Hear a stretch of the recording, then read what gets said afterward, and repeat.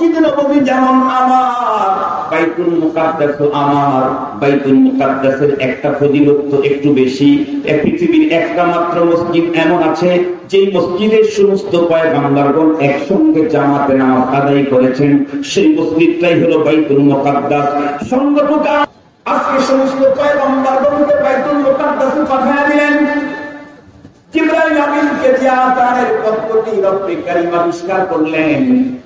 জিবরাইল আমিনের আযানে সমস্ত পয়গম্বরগণ উত্তর দিতে গিয়ে পয়গম্বরের প্রতি ঈমানের স্বীকৃতি হয়ে গেল। এখন নামাজ কে বন্ধুরা আমার ইমামতি করবে জানা কথা।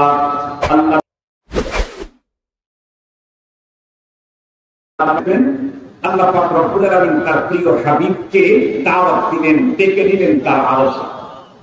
জিবরাইল আমিনকে পাঠিয়ে দিলেন, জিবরাইল আমি আমার হাবিবকে দাওয়াত করেছি, তো তুমি যাও আমার হাবিবকে রিসিভ করে নিয়ে আসো। ভালো করে কথাগুলো বোঝার জন্য চেষ্টা করবেন। আপনারা কিন্তু আমাকে রিসিভ করার জন্য ঢাকা পর্যন্ত যাবেন, আল্লাহ তার হাবিবকে রিসিভ করার জন্য হাবিবের ঘর পর্যন্ত পৌঁছে দিয়েছেন ইস্তেকবারের জন্য। তাহলে মেহমানকে রিসিভ করা এটা আল্লাহর সুন্নাত। কথা বলেন না কেন? কার সুন্নাত? আল্লাহ পাক মেহমানকে রিসিভ করার জন্য জিবরাইল আমিনকে পাঠিয়েছেন। কিন্তু জিবরাইল আমিনকে পাঠাইছেন একেবারে নবীজির স্বয়ং পক্ষে। মাঝখানে করছেন কি? রব্বুল আলামিন আদম তা ঈসা সমস্ত পয়গম্বরদেরকে বললেন, আপনারাও একটু আমার হাবিবকে ইস্তেকবারের জন্য বাইতুল মুকাদ্দাসে অবস্থান নেন। আল্লাহু আকবার। ছাত্ররা থাকে এখানে রাস্তার ভিতরে দুই দিকে লাইন ধরে, আর সাত পিস্টন চলে গেছে হুন্ডা নিয়ে আরো আগে। বোঝা গেল এটা বান্দার সিস্টেম না, এটা আল্লাহর সিস্টেম। জিবরাইল আমিনকে অনেক আগে দিয়েছেন, নবীদেরকে বাইতুল মুকাদ্দাস পর্যন্ত পাঠিয়ে দিয়েছেন। সমস্ত নবীগণ বাইতুল মুকাদ্দাসে অপেক্ষমান। জিবরাইল আমিন পয়গম্বরকে স্বয়ং পক্ষ থেকে জানালেন, বললেন আল্লাহ পাকের হাবিব আপনাকে যেতে হবে। কোথায়? আল্লাহ পাকের আরশে। কি মজা না? কথা বলেন, কি মজা না? স্পেনে যেতে পারলে যদি এত মজা হয়, আমেরিকায় যাওয়ার কথা শুনলে যদি এত মজা হয়, ইংল্যান্ডে যাওয়ার খবরে যদি এত মজা হয়, মক্কা মদিনায় যাওয়ার খবরে যদি এত মজা হয়, আল্লাহর ঘরে যেতেই যদি এত মজা হয়, আল্লাহর সাথে সাক্ষাতে যেতে কত মজা। রাসূল করিম সাল্লাল্লাহু আলাইহি ওয়াসাল্লাম বললেন, চলে আমি তো টুইটারে মুস্তাক। বক্তরা শুরু করলেন, সে আজিব সফর, এমন এক বাহন নিয়ে আসছে, দেখতে বড় বড় না, কিন্তু গতি বড় ভয়ঙ্কর। গতি বড়, দেখতে খুব বেশি বড়। অল্প সময়ের ভিতরে বাইতুল মুকাদ্দাসে নবীজি চলে গেলেন। যাওয়ার পরে দেখতেছেন আজ আদম তা ঈসা সমস্ত পয়গম্বর এখানে হাজির। এখন কি করা হবে? জিবরাইল আমিন রব্বে কারীমের কাছ থেকে জেনে নিলেন। রব বললেন, আপনি আযান দিয়ে নামাজের ব্যবস্থা করেন। আজকে মুয়াজ্জিন জিবরাইল আমিন। সুবহানাল্লাহ। বলবেন কি? আজকে মুয়াজ্জিন জিবরাইল আমিন। নামাজের সিস্টেম তো তখন আমাদেরকে দেওয়া হয়নি, কারণ এই সফরে ওখান থেকে নামাজের সিস্টেম নিয়ে আসবেন। সফরে যাইতেই ঘটনা ঘটেছে। জিবরাইল আমিন আযান দেওয়া শুরু করেছেন। আল্লাহু আকবার, আল্লাহু আকবার। বলেন তো দেখি মাসআলা কি? মুয়াজ্জিন যা বলবে মুসল্লিরা তাই বলবে। আজকের মুসল্লি যেন কারা? সমস্ত নবীগণ। জিবরাইল আমিনের কণ্ঠের সাথে কণ্ঠ মিলায় সমস্ত নবীগণ বলতেছেন আল্লাহু আকবার, আল্লাহু আকবার। এরপর জিবরাইল আমিন আশহাদু আল্লা ইলাহা ইল্লাল্লাহ, সমস্ত নবীগণ বললেন আশহাদু আল্লা ইলাহা ইল্লাল্লাহ। এরপর জিবরাইল আমিন আশহাদু আন্না, চুপ মেরে গেলেন। রব জিজ্ঞেস করেন, আন্না বলার পর চুপ করলা কেন? বুঝতে পারতেছি না কেন। এখানে আদম সফিউল্লাহ আছেন, এখানে ঈসা রূহুল্লাহ আছেন, ইব্রাহিম খলিলুল্লাহ আছেন, মুসা কালিমুল্লাহ আছেন, মুহাম্মদুর রাসূলুল্লাহ আছেন। আশহাদু আন্নার পরে আমি এখন কোনটা বলবো? রব জানা দিলেন যেখানে মুহাম্মদুর রাসূলুল্লাহ থাকে সেখানে অন্য কোনটা বলার কোন সুযোগ থাকে না।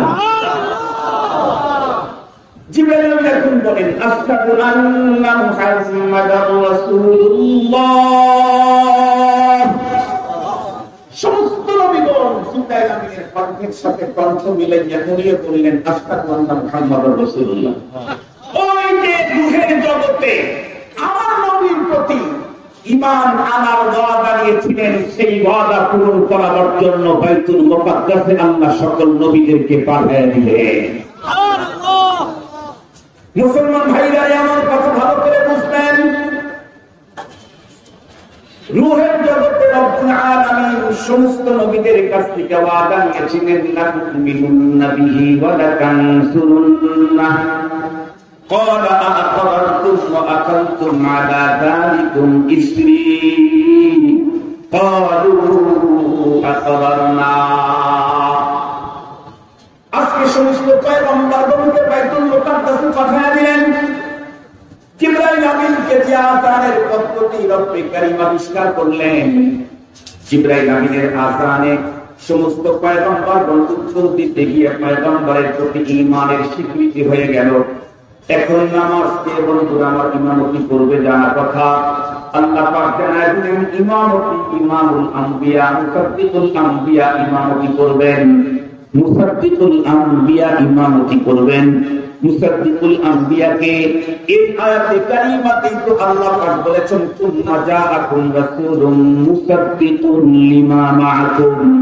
এরপরে তোমাদের শেষে একজন নবী আসবেন যিনি তোমাদের প্রত্যেকের নবুয়ত আর শরীয়তকে তাসদীক করবেন। এ কারণে আমার পয়গম্বর শুধুমাত্র কেবলমাত্র নবীউল আম্বিয়া নন, আমার পয়গম্বর কেবলমাত্র শুধুমাত্র ইমামুল আম্বিয়া নন। আমার পয়গম্বর যেমন নবীউল আম্বিয়া, আমার পয়গম্বর যেমন ইমামুল আম্বিয়া, আমার পয়গম্বর তেমনি মুসাদ্দিকুল আম্বিয়া। আল্লাহু আকবার। মুসাদ্দিকুল আম্বিয়া কোরআন হাকিমের মধ্যে এসেছে, আরো জায়গা থেকে এসেছে। বিশ্ব নবী বন্ধুরা আমার নামাজ আদায় করলেন, তার ইমামতিতে নামাজ হলো। খুব গভীরভাবে কথাগুলি বুঝবেন।